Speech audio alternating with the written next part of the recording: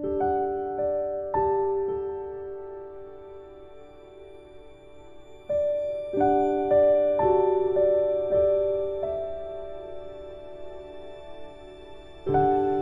Friends, எல்லாத்துக்கும் வணக்கம். Welcome back to ஐஷோ வீட்டு சமையல். இன்னைக்கு நம்ம என்ன பார்க்க போகிறோம்னா பெலாக்கா கறி வைப்பது எப்படி. நான் இருக்கிற நாட்டில் இங்கே ஸ்ரீலங்காவில் சொல்கிறது பொலஸ் கறி. அதை எப்படி செய்வோன்னு பார்ப்போம். ஃப்ரெண்ட்ஸ், வாங்க வீடியோக்குள்ளே போகலாம். மறந்துடாமல் ஐஷோ வீட்டு சமையலை சப்ஸ்கிரைப் பண்ணிடுங்க. பக்கத்தில் இருக்க பெல் பட்டனையும் கிளிக் பண்ணிடுங்க. பொலஸ் கறிக்கு தேவையான மசாலாவை நம்ம வறுத்துடலாம். நான் இன்றைக்கி 2 டீஸ்பூன் மிளகாய் பொடி சேர்த்துருக்குறேன். உங்களுக்கு காரம் குறைவாக தேவைப்படுச்சுன்னா நீங்கள் குறைச்சி கொள்ளலாம். 1 டேபிள் ஸ்பூன் மல்லிப்பொடி சேர்த்துக்கோங்க. ஜீரகப்பொடி 1/2 டீஸ்பூன் சேர்த்துக்கோங்க. குழம்பு பொடி 1 டீஸ்பூன் சேர்த்துக்கோங்க. நான் எடுத்துருக்க பொலஸ் 1/2 கிலோ. 1/2 கிலோவுக்கு ஏற்ற மாதிரி தான் நான் மசாலா இதில் சேர்த்துருக்குறேன். நீங்கள் இதை விட கூடுதல் எடுக்கிறேன்னா இதை விட கூட மசாலா சேர்த்துக்கோங்க. குறைவா எடுக்கிறேன்னா இதை விட குறைச்சி சேர்த்துக்கோங்க. உங்களுக்கு ஏற்ற மாதிரி நீங்கள் அளவு சேர்த்துக்கோங்க. இந்த மசாலாவை எல்லாம் நல்ல வாசனையும் கொஞ்சம் கலர் சேஞ்ச் ஆகும் வரைக்கும் வறுத்துக்கோங்க.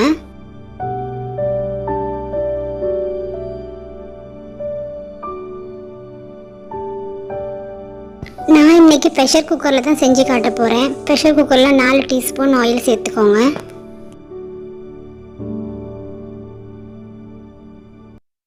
கடுகு 1/2 டீஸ்பூன் சேர்த்துக்கோங்க. வெந்தயம் 1/2 டீஸ்பூன். சோம்பு 1/2 டீஸ்பூன். சீரகம் 1/2 டீஸ்பூன் சேர்த்துக்கோங்க. எல்லாம் எண்ணெயில் பொரிஞ்சதுக்கப்புறம் இஞ்சி பூண்டு பேஸ்ட் 3 டீஸ்பூன் சேர்த்துக்கோங்க.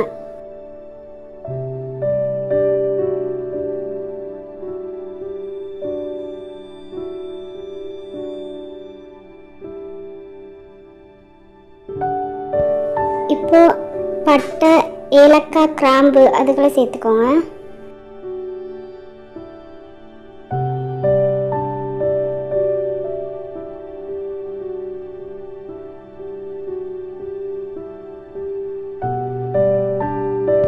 கருவேப்பிலை, ரம்பை அதையும் இதோடு சேர்த்துருங்க.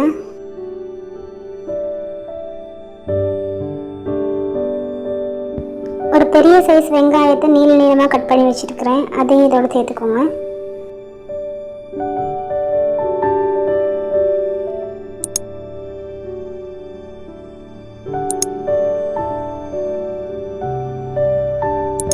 எண்ணெயில் நல்லா வெங்காயம் வதங்கினதுக்கப்புறம் அதில் பச்சை மிளகாய் 4 சேர்த்துக்கோங்க.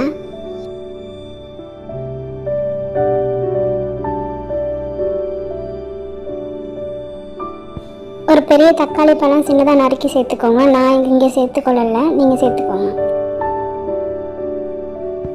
இப்போ நீங்கள் பொலசை சேர்த்துக்கோங்க.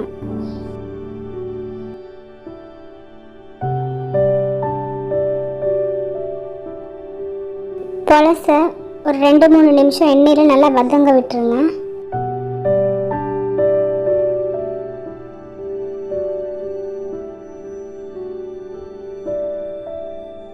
நான் இங்கே தக்காளி சேர்க்காதனால ஒரு பெரிய எலுமிச்சைப்பழ சைஸ் அளவில் புளி எடுத்துருக்கிறேன். அதை நல்லா ஊற வச்சுட்டு அந்த தண்ணியை இப்போ சேர்த்துக்கோங்க.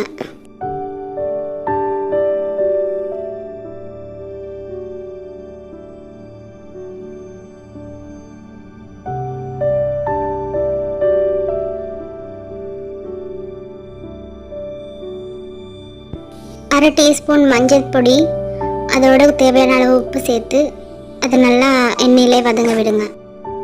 ஏன் நம்ம இந்த மாதிரி பண்ணுறோன்னா உப்பு புளி அது ரெண்டையும் சேர்த்து எண்ணெயிலே வதங்க விட போகல அந்த பொலஸ் உள்ளுக்கு நல்லா அந்த உப்பு புளி டேஸ்ட் நல்லா இறங்கிடும் உங்களுக்கு.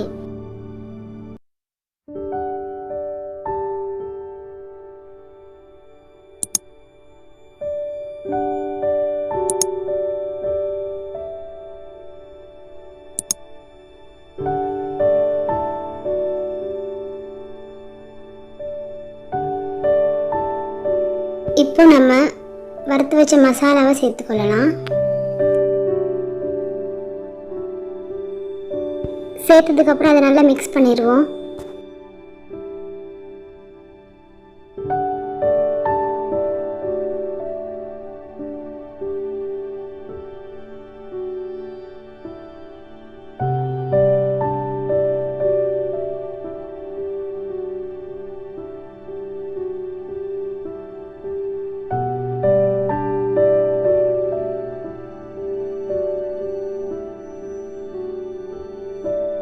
குழம்புக்கு தேவையான அளவு தண்ணி சேர்த்துட்டு 2 விசில் வர வரைக்கும் அப்படியே மூடி வச்சிடலாம்.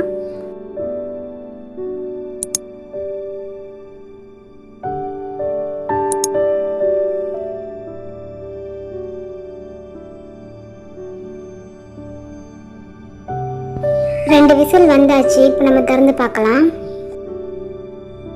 இந்த மாதிரி குழையாம வேக வச்சு எடுத்துக்கோங்க.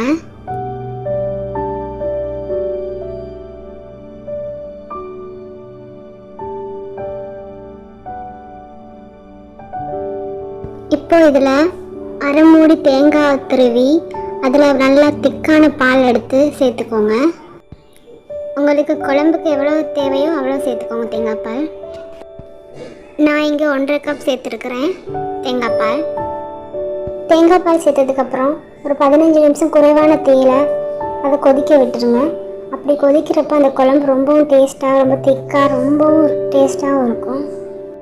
இந்த புலஸ்கறி சாதம், ரொட்டி, சப்பாத்தி, வேறு எது கூட வேணாலும் சேர்த்து சாப்பிட ரொம்பவும் டேஸ்ட்டாக இருக்கும். சுவை அதிகரிக்கும். நான் இந்த ப்ரெஷர் குக்கரில் செய்கிற முறை தான் சொல்லியிருக்கிறேன். ப்ரெஷர் குக்கர் இல்லாதவங்க அந்த தேங்காய் பால் சேர்க்க முன்னாடி ஒரு 30 நிமிஷம் நல்லா மூடி போட்டு வேக விட்டுருங்க. அவ்வளவுதான் ஃப்ரெண்ட்ஸ், சுவையான புலஸ்கறி ரெடி. இதை நீங்களும் ட்ரை பண்ணி பாருங்கள். இந்த வீடியோ உங்களுக்கு பிடிச்சிருந்தா லைக் பண்ணுங்கள், ஷேர் பண்ணுங்கள், சப்ஸ்கிரைப் பண்ணுங்கள். பக்கத்தில் இருக்க பெல் பட்டனை மறக்காமல் கிளிக் பண்ணுங்கள். அப்போ தான் நான் போடுற வீடியோஸ் உங்களுக்கு நோட்டிஃபிகேஷனாக வரும். தேங்க்யூ ஃபார் வாட்சிங்.